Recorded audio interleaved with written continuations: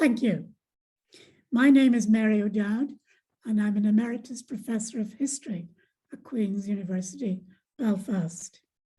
My research mainly focuses on the history of women and gender, and my most recent book is Marriage in Ireland, 1660 to 1925, that I co-authored with Maria Luddy, and which was published last year in 2020 by Cambridge University Press. Apart from the history of gender, I'm also interested in using age as a criteria for historical analysis. And this is why I'm interested in the history of children. And I'm also currently undertaking research for a book on the history of old age in Ireland. So in the short time I have available today, I just want to talk about what we can learn from mainly visual sources about boys in 16th century Ireland. And I want to start with images from these very famous woodcuts by John Derrick, published in the 1580s. The central figure here is a Gaelic lord setting off on a cattle raid to attack another Gaelic lord and seize his cattle. And as you can see here, he's ready to go. On his right-hand side or left is a foot soldier handing the lord his skean or his long spear. But the figure I'm most interested in looking at is the figure on the right-hand side of the slide, which is the horse boy holding the Gaelic lord's horse.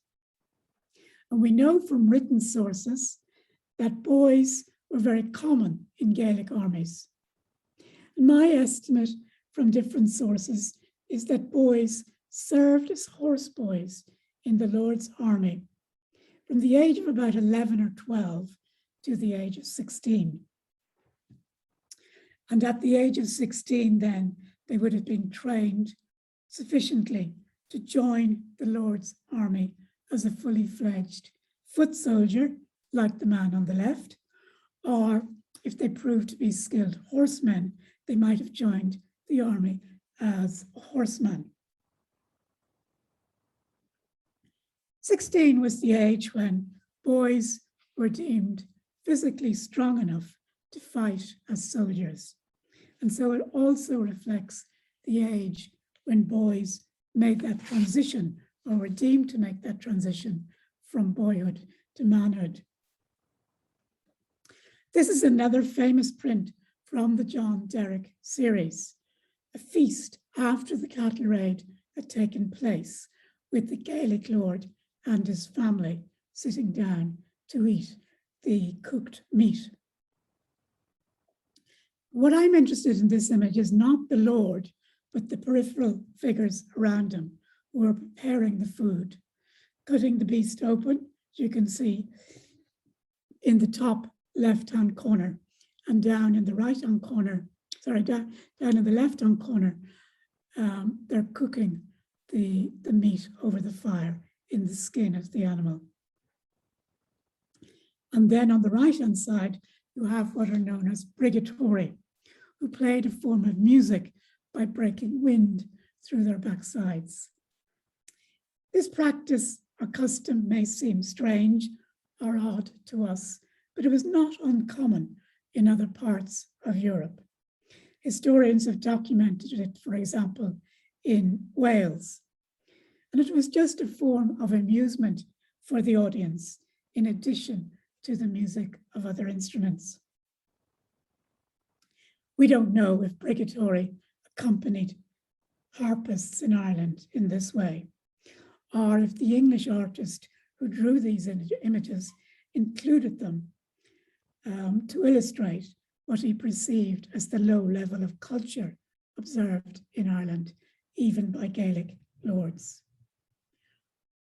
What I'm more interested in, however, is what these figures might tell us about the experiences of boys in the military camp. So I've already spoken about the horse boy who tended to the horses, but the boys might have been given other tasks around the camp. So it may not be an accident that the artist who drew the Derrick prints drew the two people cutting up the animal as an older and a younger man.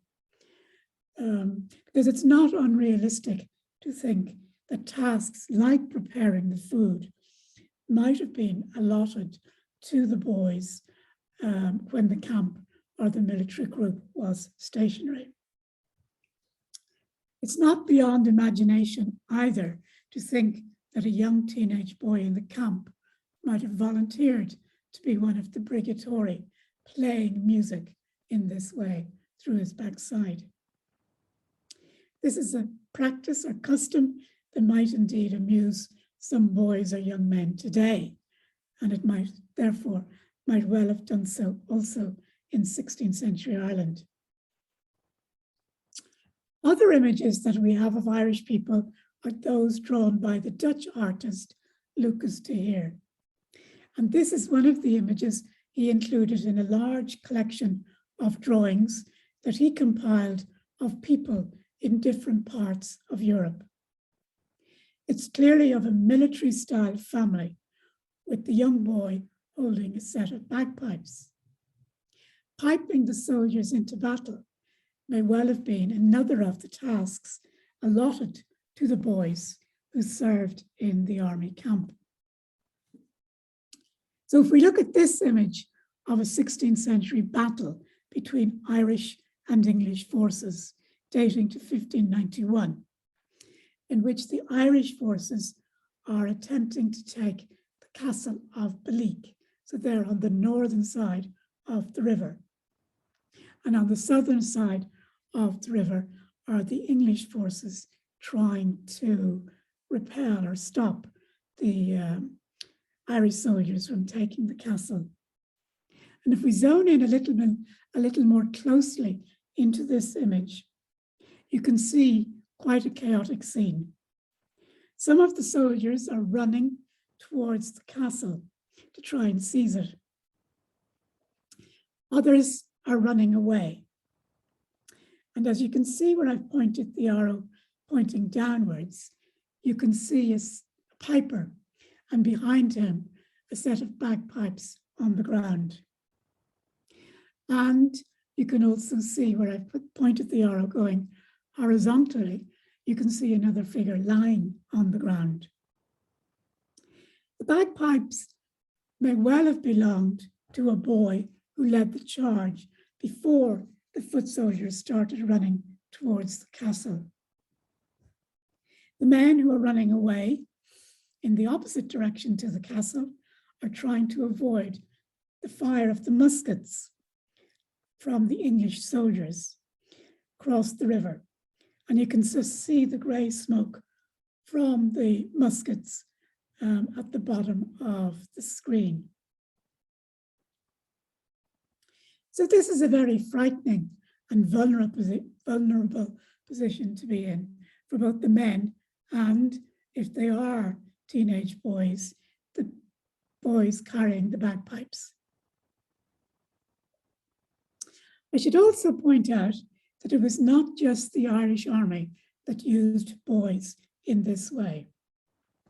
This is an image of a battle some years later than the earlier image. It represents the siege of Enniskillen Castle in 1593, though the image is dated a little later. And here we can see the English commander of the Tudor forces, Captain John Dowdall, and what he referred to, or the person he referred to, as his Irish boy. We're not sure what this boy or child did, but it's likely that he carried things for the captain, possibly more ammunition, possibly food, and possibly the shield, which would have offered some form of protection to Dowdall, as well as, hopefully, to the young boy. They are surrounded by military paraphernalia, as you can see, and other English soldiers with muskets and firing cannon. So again, it's quite a frightening place for anybody to be in, but particularly for a young teenage boy. It's also worth noting in this image that all the soldiers are wearing helmets, including Dowdall himself. The only person who does not have a helmet is the boy. And if we look at another part of this image of the siege of Enniskillen, we will see a drawing of the English camp with its tents formed in a square. And you can see the heads of some Irish soldiers put up on sticks as trophies, perhaps, for the English soldiers to look at in a form of maybe encouragement for them and a deterrent for any Irish soldiers who might see them. But as you can see, there are figures carrying wood into the camp for fires. And none of these figures have helmets, like Dowdall's Irish boy. And I think it's very likely that these figures carrying the wood, and one, as you can see, is in a boat, bringing the wood up the river to the camp. It's very likely that these figures, or these boys, are performing menial tasks, like the boys in Derek's print, around the army camp. So these boys performed really what you might say is an essential role in the Tudor army in Ireland. And many English soldiers defended the use of Irish boys in this way, because they said that they were essential given the shortage of soldiers very often in the Tudor army. Boys are also central to another aspect of Gaelic Tudor policy in Ireland. One of the ways that the Tudors devised for Anglicising Ireland was to take the sons of Gaelic lords when they were about 8 or 9 from their Irish families and rear them in an English-speaking household in Ireland or England. And the idea was that the boys would then be returned when they were 16 or 17. Again, that crucial age when they were deemed to transition from boys to men. And they were brought back to their Gaelic homes or Gaelic areas in the hope that they would then use their Anglicised childhood to influence the surrounding area and bring up their own families in an Anglicised way. And many different sons of Gaelic lords had this experience. And one of the most famous was Hugh O'Neill, the second Earl of Tyrone, who was raised during his teenage years in an English-speaking household in the Pale on the borders of Dublin. And there he learned, as did other boys in this situation, to speak and read and write in English. He was also trained as a gentleman, and as a gentleman learned military tactics and was trained in the most modern military tactics used by the Tudor army. And Tyrone put this training to good use when he returned to his native Tyrone, because he eventually ends up leading the largest rebellion against the Tudors in Ireland. And he was very adept at using his Anglicised upbringing to fight the Tudor army on its own terms, and made use of modern warfare tactics. But it was also said about O'Neill that he was always torn between the Anglicised world of his youth and the Gaelic background of his family. And this was a very common experience for other boys taken from their homes in this way, that they were neither one thing nor the other, not fully acclimatized Gaelic lord or an anglicized gentleman. So finally, I should say that I have focused in this presentation on boys. And this is partly because we know far less about girls in 16th century Ireland. There isn't the same focus on their surviving sources. They were not taken out of their homes in the same way as the boys were, although they were used as marriage pawns at a very early age, usually by their fathers. But they don't appear in the military camps in the same way as the boys do. But I wanted to finish on this image, which is on the wall of a tower house in Ballinaccarriga Castle in County Cork. And it's said to represent the wife of the lord of the castle, who was Randall Hurley, and the wife's name was Catherine O'Culane. And the roses are said to represent her children. There were 5 roses in all, only 3 appear in this image. But it's the one representation or image that we have of children living in a tower house who were valued and considered important enough to be depicted in this way. And therefore, I think it deserves attention as being quite unique. We don't know if the children were boys or girls. So in conclusion, we're only beginning to look at children in Irish history, and particularly during this early period of the 16th century. And we may well indeed find more evidence as we search through the written texts. Because like women's history at the beginning, many people said you would never find any real sources relating to women. But when historians began to look at the sources with an awareness of gender and women in mind, they actually found far more than was assumed.